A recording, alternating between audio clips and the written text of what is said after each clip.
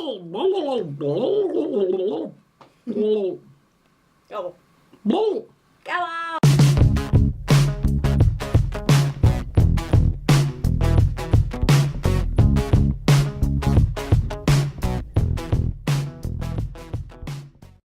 Hi guys, and welcome to Married with Clix. Today we are doing our AvX Month 1 recap. For any of you that missed the AvX Primer Week that we did, I was representing X-Men. For Month 1, I decided that my 200 points from home was going to be 75 point Magic and 125 point Colossus going in, and I chose Invincible Iron Man as my Modern Age booster. Beginning of the tournament, we all got our Phoenix Force ones, and if you guys haven't gotten these yet, be very, very careful with your fragments. I got very lucky, and neither of mine actually broke, but it was a bitch to get them off their pogs, and now they work just fine, but be patient. Or have super glue. So going in with my Invincible Iron Man booster, I did fairly well with my pulls, everything that we had already gotten before, but I did manage to get Absorbing Man, who is lowest at 95 points. So that ended up being my 300 point team, who actually had really good synergy, and I didn't realize until right before we started the tournament that I ended up making a mystical theme team. So yay, theme prop. So my first round, I was up against another X-Men team. Boo, X-Men, boo! I was playing against a guy I've played before, Jamie, and he was running 200 point Magneto, and he had pulled Unicorn. Also, our venue gave us the Phoenix Force dial before the tournament and allowed us to actually use it as a resource in the tournament. So he was using the resource on his pieces.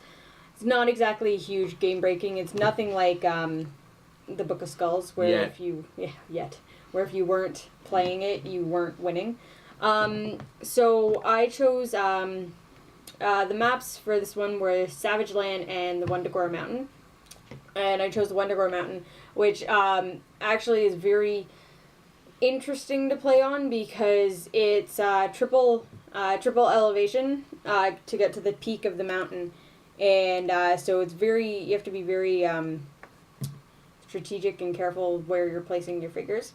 So where I was on the side of the mountain, it actually only had like 2 ways up to get to each level. So it was really slow going, which meant that I basically coaxed my opponent to come to me. So it gave me a chance to pick up a heavy object with Colossus, get Magic up there, kind of position everybody, and he had brought Magneto forward. And Magneto's really good at range. So I managed to charge with Colossus, hit with a heavy object, charge with Absorbing Man, and Magic was up there to eventually she got hurt, but she gets outwit. So I had fun with that. Basically, Magneto just couldn't handle the onslaught of damage that I was doing with, I think he managed 1 Pulse Wave, which only knocked Absorbing Man and Colossus down once.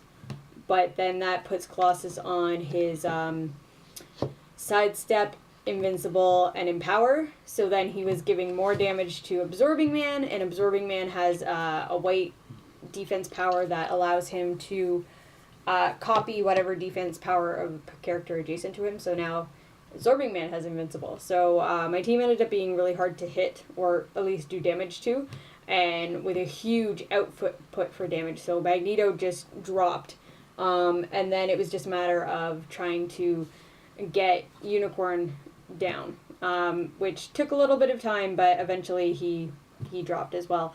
I got a little worried at the end there because Colossus was starting to take a fair amount of damage, and I thought that he might go out before the end of the round, but he survived. So I did a clean sweep, and his team actually ended up being 290. So I was going really good. First round, 1 win, 290 points, which is awesome until I got to my second round. So I was in the top for going into the second round, and I was going up against a player I'd recently gone up against in Fear Itself in my last month, Patrick, and it was just a very bad matchup, just figure-wise. He had Thor at 100 points and Scarlet Witch at 100 points, and he pulled Aurora from his Invisible Iron Man booster, and he had the Phoenix Force on him, which didn't really have much of an effect on the game because he kept forgetting to use it. But I was once again on the Wundagore Mountain, slow going, trying to position, but no matter where I went, he was still in range to shoot, and kept having Scarlet Witch in the background being there for that prob. So even if he did miss me, he was able to prob it. So Pulse Wave quickly became my bane, and there's a lot of blocking on the top of the mountain, so there was a lot of single target Pulse Waving, so Colossus just dropped really down fast, and then I was getting to the losing point where I just wanted to get points for my loss, and I went after Aurora with Absorbing Man, got her down to her last click. I had one more roll to go with Absorbing Man, and it ended up missing. And I forgot to use my theme prob with Magic, who was in line of sight, which would have at least got me the points for Aurora, but missed that, and then Aurora killed Absorbing Man the next round. I did use Magic's teleportation disc to bring Thor out of line of sight of prob from Scarlet Witch and kept him from attacking the next round. But then doing that, I had it all in my head, strategy planned out, that I was going to bring him over with Magic, outwit his Impervious so that I could charge, do him damage. Went as far as that and forgot to outwit his Impervious. So of course he rolls his Impervious. So I did no damage. Next turn he kills Colossus. All I have left is Magic, and she's got like 2 clicks of life left, so that was that game. So very, very frustrating for me. Come to very much hate Pulse Wave right now. So my third game was up against the youngest guy at our venue, a younger guy named Jordan, and he was fielding the 100-point Iron Man and 100-point Scarlet Witch, and he had pulled Guardian from his team. So he actually wasn't using the Phoenix Force because he had a full 300-point team. He run the dice, the roll-off, so he decided to go onto the Savage Land side of the map, which is almost completely open except for a river going down the middle, which is a little bit hindering for me because all my team was, we're all grounded figures, and Colossus has improved movement to ignore hindering, but not water, so had to move around that. But I had a great setup right at the beginning. Had Magic, TK Colossus in. He grabbed a heavy object, charged Scarlet Witch, and it was 11 on his 16 because she doesn't have her energy shield if you are base to her. So I hit, and he dropped. And I hit, and then Scarlet Witch's special power goes off, and I had a critical miss. And this was the very first attack of the game. So, of course, to TK him in and then charge, he was like 10 squares away from everybody on my team, so nobody had range to be able to prob that critical miss. So I took the hit, and that pretty much lost me the game right there, that one attack, because if I had made it, it would have killed his Scarlet Witch, took away his Perplex, took away his prob. It would have been a lot easier. Colossus would have been still at his full health, which has a 9 movement charge. So that would have totally changed the way that game went. Unfortunately, it went in the complete opposite direction, where he lost charge, and so Jordan was rolling a whole bunch of doubles everywhere. There was knockback everywhere. Iron Man has this special trait to just cause knockback, and I hit Guardian enough to get him onto his Force Blast, causing knockback, and none of my figures have effective range. Absorbing Man's range is only 3, Magic's is 5, so I kept getting knocked back out of my range and then losing my move and attacks, so I was pretty much a sitting duck for the rest of the game, just kind of trying to maneuver into whatever to try and get at least some kind of damage in, but he had me dead to rights right from the beginning on that team. So very, very frustrating ending to that. And didn't win fellowship, but I got my fire turkey. Looking forward to getting the rest of the fragments for it. And the one thing we found out that's actually really cool inside the fragments is actually the sculpt of the character that the fragment is for. So take a look at that when you guys actually get yours. They're really, really cool looking. So looking forward to month 2. Goes up from 300 points to 400 points. And hopefully I can do a little bit better next time around. But we'll see. I hate pulse width. Ow. It's been too long. Oh. Actually, it was a whole week of these things we did, didn't we? Yep. Alright. AvX month 1. What do I gotta say? I went in with Spider-Man Wolverine because I really liked that team. It was quick, it was maneuverable, it was awesome. And it repeated the results, to be brutally honest. Round 1, I played against the same player Amber played against in the 3rd round. He had, as there's no surprise on this one, Iron Man, Scarlet Witch, and Guardian. I chose one to go one mountain after winning the roll because I have Spider-Man. So I don't care about terrain. Terrain? What's terrain?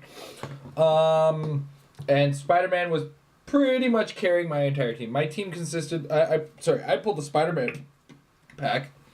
And chose Shocker to join my team. Yeah, Shocker does what Shocker does. He's just awesome. Plus, the ability to share the Sinister Syndicate team ability and share attack values is pretty awesome to do with Spider-Man. So when Shocker's attacking with an 11 attack instead of 10 attack, that's pretty cool too. And then Wolverine. I also, because our venue allowed it, I used the giant flaming fire turkey with with both of the fragments on it, but only one character assigned to it. So that was Spider-Man. So I gave him Cyclops' fragment. And that was the most brilliant move I made the entire tournament. Because it just made Spider-Man better. So, in my first game, I got the jump on Iron Man. Spider-Man went and attacked him in Mondegor Mountain. I have something of a terrain advantage with Spider-Man, as I just ignore it all. But, of course, Iron Man flies. Neither the point, because I also have hypersonic. Or hypersonic light. So, I move an attack into... Iron Man, and because I'm using the second dial set on the giant fire turkey, that gave me +1 attack. So the move and attack penalty ultimately became nullified because of that. So I was using printed attack values, and with super strength and heavy objects, you do a lot of damage. So I hit Iron Man first to force him into a retreat position, which of course, as was expected, he did. He took his Iron Man right back to Scarlet Witch to heal, and then he sent Guardian out to attack, which, you know me, I like to bait people. I like to send out those nice juicy words for people to eat. So he sent out Guardian, and I returned to fire with Shocker. He did heal up the Iron Man, and as I was coming around the top of the mountain towards his starting area, with Wolverine. Wolverine was next to Shocker. He made an energy explosion attempt and hit Wolverine, missed Shocker. Thank you, energy shield. Just so before you guys go nuts in the comments, read the new energy shield rules very carefully. It's just +2 defense versus ranged attacks. That said, I then decided to take Spider-Man and hit Iron Man again with a heavy object, and I generally kept his characters just, away from me and out of my line of sight because Spider-Man's so mobile. But anyway, and I was also keeping my characters out of line of sight for his props, and, I was keeping him juicily annoyed. Towards the end, I had managed to hit Iron Man again with a heavy object. He didn't get any healing this time because I just based Scarlet Witch. And Shocker joined the battle. And it was after I got Iron Man dead. He did.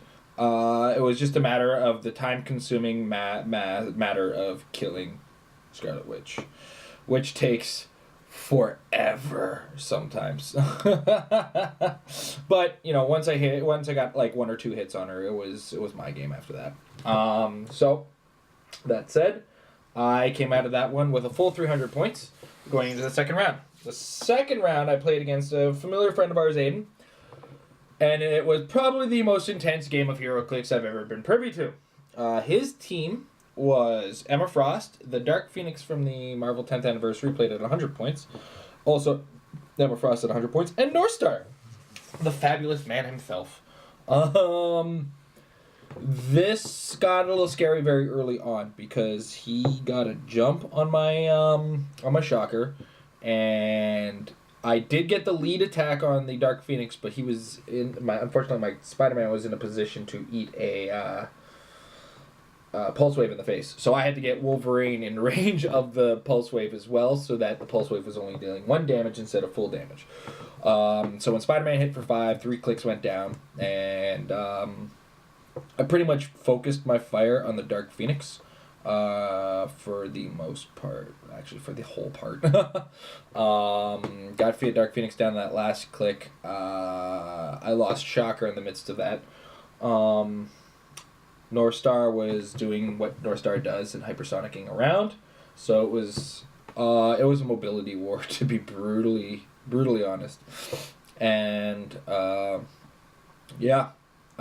so with Spider-Man doing what he could, he did manage to get Dark Phoenix down. A little damage to himself, but because of wild cards, I was able to X-Man his health up. I lost Shocker. And it was down to Spider-Man and Wolverine versus Northstar and Emma Frost. So my next goal was to kill Northstar because he had to go, so that if time happened to be called, which it doesn't usually in my games, but because I'm usually pretty quick about my moves, I needed to maintain my point lead. With him killing Shocker, I needed to increase the lead because I had a feeling Wolverine was going to die, and if Wolverine died and it was down to Emma Frost and Spider-Man at the end of the game, I was going to win on points. But it didn't come to that. That was not even an issue. So my that thinking, wasn't necessary. But I did manage to kill Northstar after some finicky maneuvers of running and jumping around with Spider-Man. And then it came down to while Spider-Man was taking on Northstar, Wolverine was poking away at Emma Frost. For the first time ever in a game of Heroclix I've been privy to, I have never seen this happen. He had to outwit my Battle Fury, because Battle Fury is good now and ignores shape change. So I keep telling people Battle Fury is way better than it's ever been before, and they don't believe me until they have to outwit it to keep their shape change rolls. He wasn't making his shape change rolls, but he was getting missed. My attacks weren't hitting him with Wolverine. I was actually on Wolverine's last click for a long period of time. He wasn't able to hit me, and Wolverine wasn't able to hit him for enough. When Spider-Man was done with Northstar, he did manage to get Wolverine did manage to get a hit, got Emma Frost down low, but Emma Frost at a very low attack managed to hit Wolverine with a Hail Mary attack, which killed my Wolverine. So now it's Spider-Man with a +1 defense, sidestep, and enhancement, a bunch of stuff from the sidestep, +1 defense, energy explosion, and enhancement from the Phoenix Force. I had 1 token on the Spider-Man, and Emma Frost was on, I don't remember what click number, but what I do know was her last click. And for whatever reason, call it impatience, call it greed, call it overconfidence, I decided that I was going to sidestep and try to range combat expert Emma Frost on a last-ditch effort. And I critically missed. So I took a push damage, and then I took a critical miss damage. Spider-Man was kind of out there in the open, and Aiden managed to hit. I missed my super sense roll, so I took 2 damage, and then he hit again. I missed my super sense roll, and I was dead. That is legitimately like I've made a lot of critical misses. I've never called them the thing that ended the game because I've won tournaments where I've made like in the past, way past. I've stopped winning after a while. But like that was the biggest blow ever where I've actually lost a game to a critical miss. I'll never do that, make that mistake again. I will never use that kind of greed again. And it was in the back of my head, too. I was like, I know I'm being greedy, but whatever. In my head, I was overconfident, and that cost me the game. So, but I was still doing well. I got 300 points in my first game. I got 175 points in my second game. So, I was going into the third round. I was bummed. I lost. Who's going to be happy about losing? But I wanted to go into my last game, and I wanted to try to get because the way it works our tournaments at our venue, you get a dice roll for fellowship. If you get double the point build total in points won in the tournament, you get to roll twice. And it's that chance that like, oh, I didn't beat the highest number, which was an 8. Let me try again.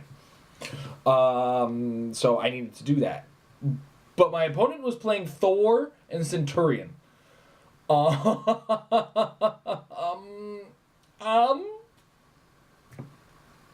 That's hell, to say the least. It's hell.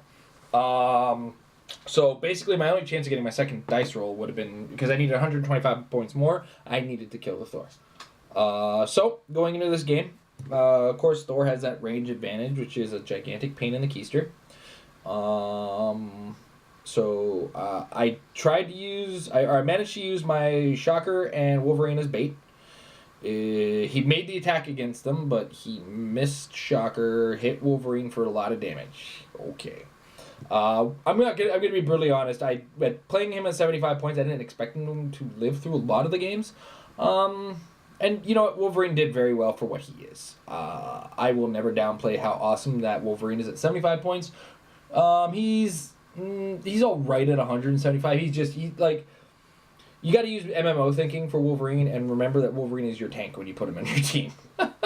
He's there to eat all the shots in the face and distract attacks away from the guys who are more points than him. So that said, I managed to get a hit on the Thor and a missed impervious roll, thank God, with a heavy object with Spider-Man. So there's 3 damage down on Thor. Step 1, accomplished. Step 2, put Shocker in the same position I had to put Wolverine in the last game because Pulse Wave. But I don't remember if he hit or missed with the Pulse Wave. I believe he hit. Anyway, that said, he managed to sidestep his Thor into the top of a building, and his Phoenix Force let him outwit. So he outwitted my move and attack, and he outwitted... I can't remember what else he outwitted. Shocker's Psychic Blast ability. Didn't stop Shocker from making a critical hit. For 4 damage, which got down to 2. And then Spider-Man, because of the Phoenix Force being on the second set of dials, he incidentally had charge. And doesn't care about terrain. So, Spider-Man charged at Thor. Centurion's +2 attack perplex is obnoxious, and basically when he perplexes a guy's attack, he's going to hit. So you really need to either get rid of the guy he can perplex, or get rid of Centurion. But with Centurion, he did manage to kill Shocker and Wolverine, because that guy's got some gumption to him. Holy smokes! To say the least, he's a heavy hitter. So he managed to kill Shocker. I think he actually killed Shocker with Thor in the midst of all of our duking it out. And then it came down to ultimately Centurion and Spider-Man. And Spider-Man was more mobile than Centurion. And Centurion had outwit, but I had range combat expert. So it was just a matter of... And he also got shape change from his Phoenix Force style as well. But all it came down to is I declared an attack. If he shape changed away, I didn't roll. If he didn't shape change it, I'd roll, and I only needed a 4 at the time because he's on his invulnerable Clix. I eventually hit him, killed the Centurion, and that was game. So I was now 2 complete sweeps and a third game with 170 points gained, 175 points gained. That put me at around 775, close to that range. The second game, I think maybe 14 points less, so we're gonna say 760 something. I don't remember the exact number. But that put me at like the highest point person at 2 wins and 1 loss. And whenever I take a loss in a Heroclix tournament, I plan on the fellowship roll. I don't plan on anything coming up. I don't care what's going on in the other games. I really was more focused on having fun in my game. And then I realized that when Aiden and the guy Amber lost to in the second round, Patrick, were in the finals, and I was sitting at second place at the time. And because of the way these events run, first place gets a prize, second place gets a prize, and then there's a fellowship, at least in our venue. I don't know if it works for all venues, but I'm pretty sure that's how it works for everybody.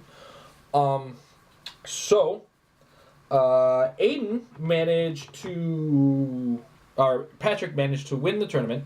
Aiden didn't score. He scored 100 points in his game, and that put me in second place.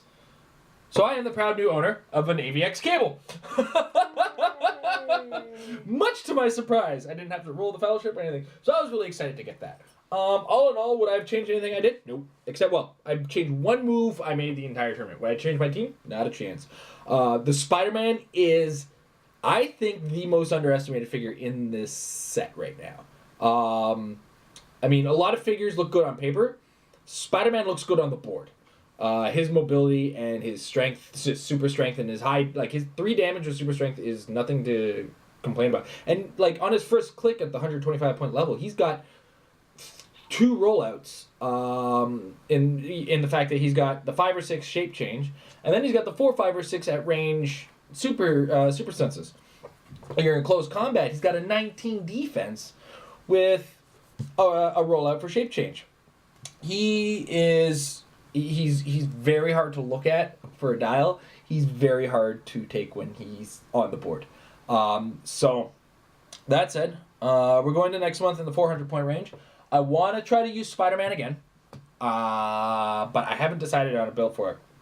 So I'm going to come up with something for that. I'm not going to tell any of you guys, of course, because I know some of you guys are playing at the Comic Warehouse over at 20 Strathern Avenue. And I know some of you watch these. Aubrey. All in all, we'll talk to you guys some more later in the week with probably a game. And that's about it.